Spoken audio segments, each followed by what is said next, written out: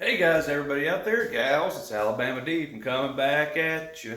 So I'm kind of out of breath. I'm still moving in, day two. A little bit slowly but surely, we are getting there. But I thought I would do a video, and this is interesting.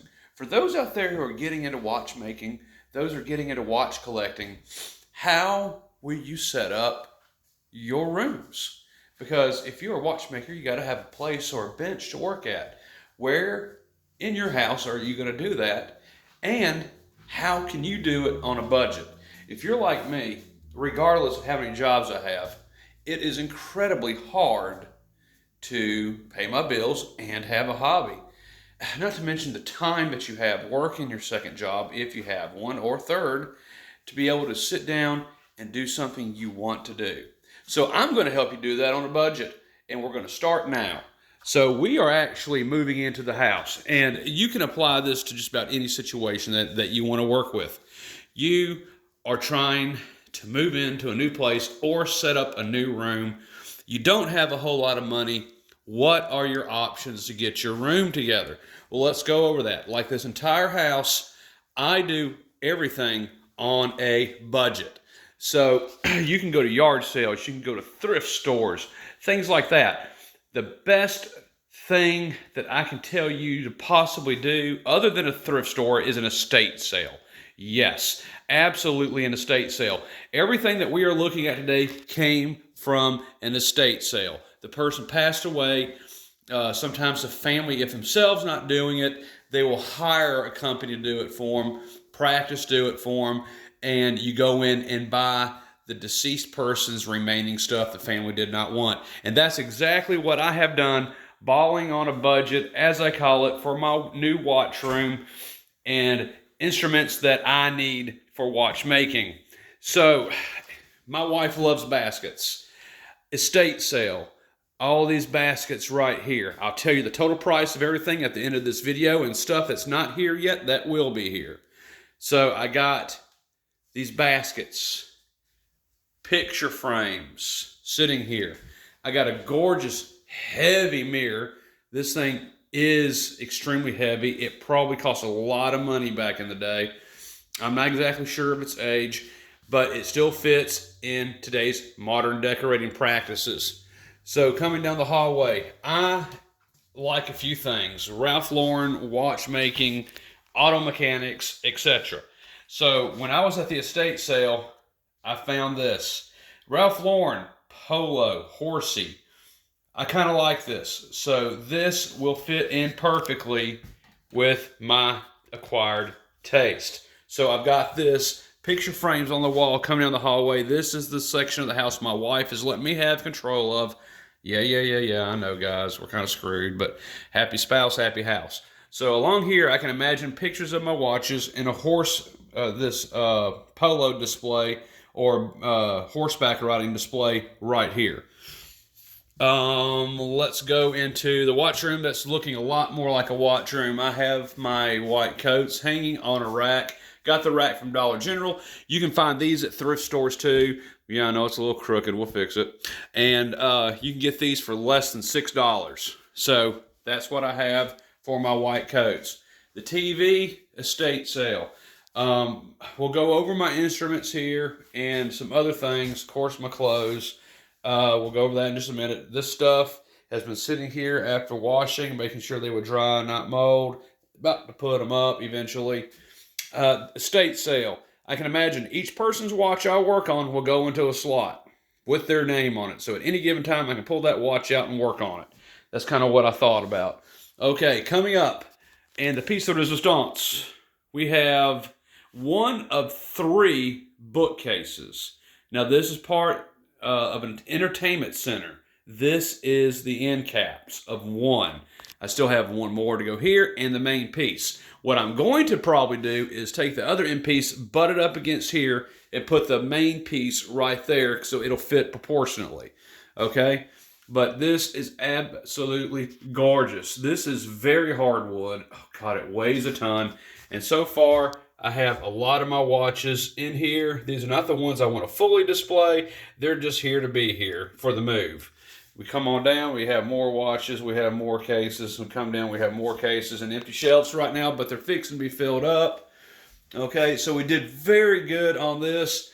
Guys, this is not cheap. That is hard wood. I don't know what type, but it dented the top of my car. I had to bang it back out.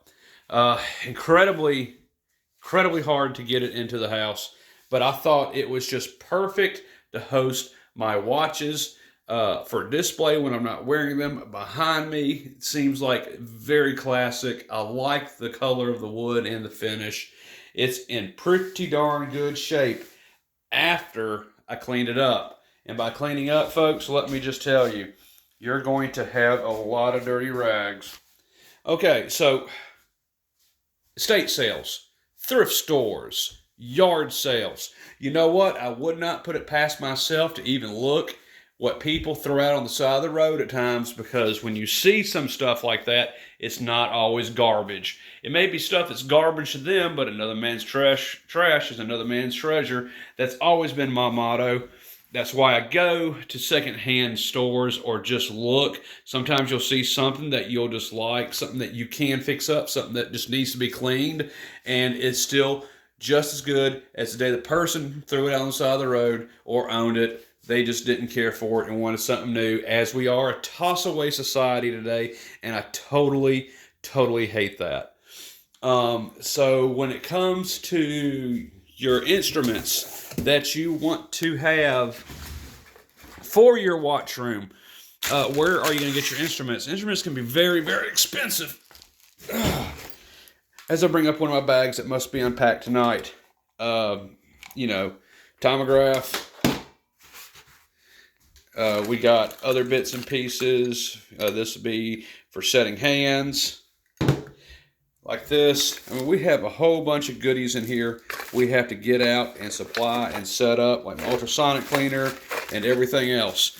So I'm sure you're going to be asking me, where can I find my instruments? Well, I'm sure most of you already know, but if you don't know, let me go ahead and tell you.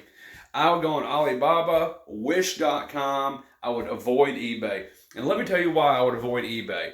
There are people on there who will buy stuff off Wish, off Alibaba, and mark it up at a price to sell to you for $10, $20 more than what you would have to pay. So in that particular case, I would stay away from eBay. You're not really saving much of anything unless you're going for a watch auction, and you can get like a good 50s Gruen for like maybe 25 bucks, something like that. Then I would go on eBay. But as far as buying stuff for your watches, I would avoid eBay unless you know the price of them on Alibaba and you see it cheaper than that, which I promise you that's not going to happen too often.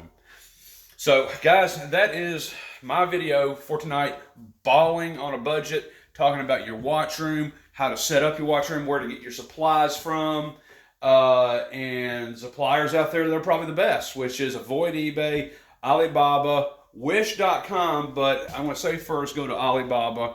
DH Gates possibly, they may have some stuff on there, but Alibaba seems to have the best prices for me anyway.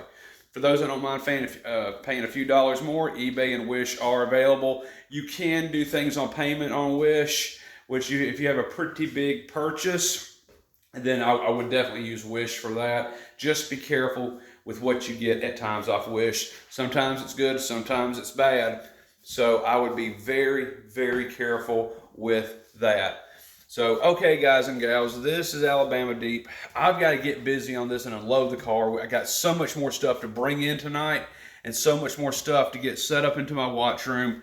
And my goodness, one last time, this gorgeous piece I have right here, just one of three sitting right here. I love the way the watches just are under this light. And of course, finally, but not least, how much did I pay for everything I've got? Now, it's all not here yet, but I've got a queen-size mattress, box springs, bed frame, a ton of quilts, comforters, and sheets for that. I've got a 3-piece entertainment center, which is turning into my watch display, this side and over here on this side.